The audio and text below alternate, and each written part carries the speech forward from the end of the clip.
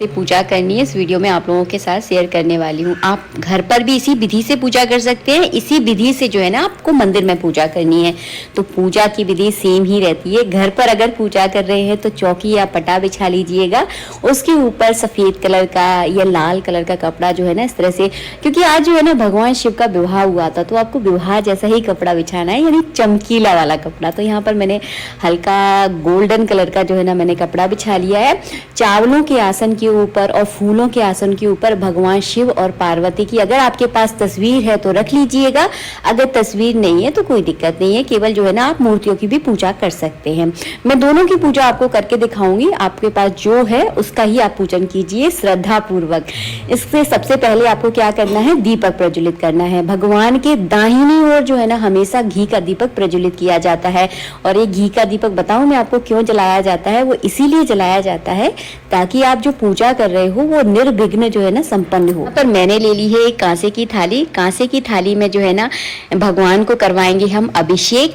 तो कांसा, पीतल, इस तरह की धातु जो है ना बहुत शुभ होती है। अगर आपके पास चांदी की थाली है तो आप इसका भी जो है ना प्रयोग कर सकते हैं। तो अपनी सुविधा के अनुसार देख लीजिएगा। मैंने कांसे की थाली में ओम बना लिया है, आप चाहें तो चंदन से स्वास्तिक बना ले और ये इसी में जो है ना भगवान को आपको विराजमान करना है। थोड़े से आपको चावलों का आसन देना है, पुष्प बिछाना है। आप चाहे तो एक उल्टा बेलपत्र करके जो है ना भगवान को आसन दे। वैसे उस विधि को मैं कई बार शेयर कर चुकी हूँ, आज जो है ना आपको साधारण सा तरीका जो है ना दिखा रही हूँ।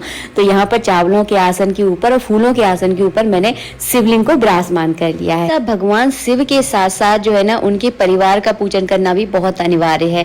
तो गणेश जी, पार्वती माता, नंदी जी अगर आपके पास हैं तो आप सभी को परिवार को सम्मिलित करके ही पूजा करें। अगर नहीं है तो सिपाड़ी के रूप में यहाँ पर मैंने गणेश जी और पार्वती माता जो है ना विराजमान कर ली हैं। अगर आप करना चाहते हैं तो बहुत अच्छी बात है, जरूर करें, क्योंकि गणेश जी के बिना हर पूजा अधूरी होती है। तो सिपाड़ी को इस तरह से कलावा से आप लपेट ले, क्योंकि कलावा जो है ना मर्यादित होता है इसीलिए लपेटा जाता है। तो इस तरह से तैयार कर ले। अगर आपके पास मूर्ति है तो आप इस तरह से जो है ना मूर्ति भी रख सकते हैं। अगर तस्वीर में गणेश जी है तो बहुत अच्छा है, आप केवल तस्वीर की भी जो है ना पूजा कर सकते हैं। इसीलिए आपको विस्तार तौर से समझा रही हूँ ताकि आपको कोई भी कंफ्यूजन ना हो। अगर आप मंदिर में पूजा कर रहे हैं तो मंदिर में तो आपको पूरा परिवार मिल ही जाएगा। तो पहले आपको दीपक प्रज्वलित करना है, उसके बाद पूरे शिव परिवार का आपको मन में ध्यान करना है, जैसे कि गणेश जी, पार्वती माता, नंदी जी, नरवद और कार्तिकेय का और भगवान शिव का आपको ध्यान करते हुए पुष्प और चावल चढ़ाना है। उसके बाद जो है ना एक फूल में रोली चावल या चंदन चावल लगाकर आप दीपक का पूजन करें ताकि इस पूजा में हमें कोई भी दिक्कत ना आए और ये पूजा जो है ना अच्छे से सफल हो जाए, जिस कामना के तहत हम इस पूजा को कर रहे हैं। इसके बाद क्या करना है, आपको जिस लोटे में हमने गंगा जल रखा है उस लोटे से जो है ना भगवान शिव को स्नान कराएंगे।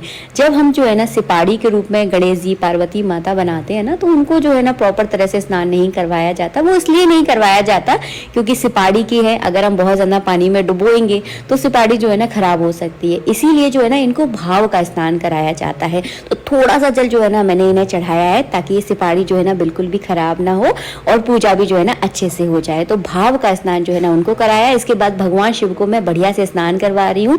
सबसे पहले मैंने गंगा जल चढ़ाया, उसके बाद पंचामृत चढ़ाया। आप चाहें तो 5 अलग अलग चीजों से भी जो है ना भगवान शिव को स्नान करवा सकते हैं। जब हम घर में पूजा करते हैं ना तो मूर्तियों को एक जगह से दूसरी जगह उठाकर रख सकते हैं। अगर आप मंदिर में पूजा कर रहे हैं तो मंदिर में मूर्तियां नहीं उठती हैं, उनका पूजन वहीं पर किया जाता है। यहाँ पर मैं तो यहाँ पर घर पे पूजा कर रही हूँ ना, तो मैं क्या करूंगी, इस पानी को जो है ना पीपल के वृक्ष में या आपके घर में जो पेड़ पौधे लगे हैं उसमें आप डाल दीजिए। तुलसी में नहीं डाला जाता, इस बात का ध्यान रखिएगा। ताकि इस प्लेट में से मैंने भगवान को आसन पर इसलिए बिठाया है ताकि हम उनका अच्छे से श्रृंगार कर सके। आपको एक बात बताऊं, जब आप नहाने जाते हो और वहीं पर कोई आपका श्रृंगार करे तो आपको अच्छा लगेगा? नहीं लगेगा ना। तो वही भाव से जो है ना जब हम घर पर मूर्तियों का पूजन करते हैं, उन्हें बढ़िया से तैयार करते हैं, तो इसी तरह से जो है ना करवाया जाता है। एक स्थान से दूसरे स्थान पर विराजमान करवाया जाता है। इसी के साथ साथ मैं यहाँ पर तस्वीर का भी पूजन कर रही हूँ। भगवान शिव को मैंने बढ़िया से इत्र लगाया है। अगर आपकी कोई विशेष मनोकामना है ना, तो आज के दिन आप भगवान शिवलिंग पर जो है ना इत्र से मसाज जरूर कीजिएगा, बढ़िया वाला खुशबूदार इत्र से। ठीक है, यहाँ पर मैंने मूर्ति को और तस्वीर को दोनों को ही इत्र लगा दिया है। इसके बाद चढ़ाएंगे हम कलावा रूपी वस्त्र अर्पित करेंगे। आप कलावा रूपी वस्त्र आप चाहे मंदिर में अर्पित करें, चाहे घर पर हमें अर्पित करें, हमेशा दो वस्त्र अर्पित किए जाते हैं, एक धोती दूसरा दुपट्टा। तो यहाँ पर दो कलावा के छोटे छोटे मैंने टुकड़े लिए हैं और भगवान पर इस तरह से अर्पित कर दिया है। इसके बाद जनेऊ चढ़ाना है, तो गणेश जी पर और भगवान शिवलिंग पर जो है ना इस तरह से जनेऊ जो है ना आपको चढ़ाना है। और जनेऊ में आप चाहें तो थोड़ी सी हल्दी भी लगा सकते हैं। इसके बाद आपको चंदन लगाना है। अगर आप शिवलिंग पर अगर चंदन लगा रहे हैं तो ध्यान रखें आप त्रिपुंड लगाएं। यहाँ पर मैंने नहीं लगाकर दिखाया, लेकिन आपको त्रिपुंड लगाना है। पार्वती माता को यहाँ पर मैंने रोली से टीका कर दिया है। सबको जो है ना इस तरह से मैं आपको दिखा रही हूँ। इसी विधि से जो है ना आप मंदिर में पूजा करें और घर पर पूजा कर रहे हैं तो सेम इसी विधि का आपको प्रयोग करना है। इसके बाद आपको फूल चढ़ाना है। अगर आप माला लेकर आए हैं तो आप माला चढ़ा दीजिए। और हाँ, शिवरात्रि के दिन व्रत भी किया जाता है। तो मुझे कमेंट बॉक्स में कमेंट करके जरूर बताना कि आप लोग व्रत जो है ना कब से कर रहे हो। हमारे यहाँ तो ये व्रत जो है ना कुंवारे से ही लड़कियां करना शुरू कर देती हैं। वो इसीलिए करना शुरू कर देती हैं क्योंकि हमारे बचपन से ही हमें ये सिखाया जाता है कि शिवरात्रि का व्रत करने से बहुत अच्छे पतिदेव जो है ना हमें मिलते हैं। बाकी आप लोग मुझे जरूर बताना। और इस तरह से फूल और माला चढ़ाने के बाद जो है ना बेलपत्र चढ़ाया जाता है। अगर आपकी कोई विशेष मनोकामना है तो आप इस बेलपत्र पर लिख दीजिए। अगर आप कोई मनोकामना बहुत लंबी है तो केवल आप ओम भी लिख सकते हैं। अगर आप ओम लिखने में दिक्कत हो रही है तो केवल चंदन और चावल लगाकर जो है ना उल्टा करके बेलपत्र चढ़ाया जाता है। उल्टा इसीलिए चढ़ाया जाता है क्योंकि बेलपत्र की जो है ना भगवान शिव पर छाया की जाती है।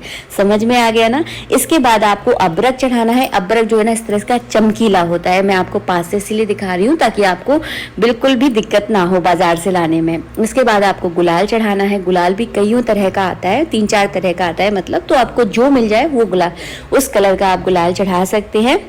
इसके बाद आपको भांग चढ़ानी है।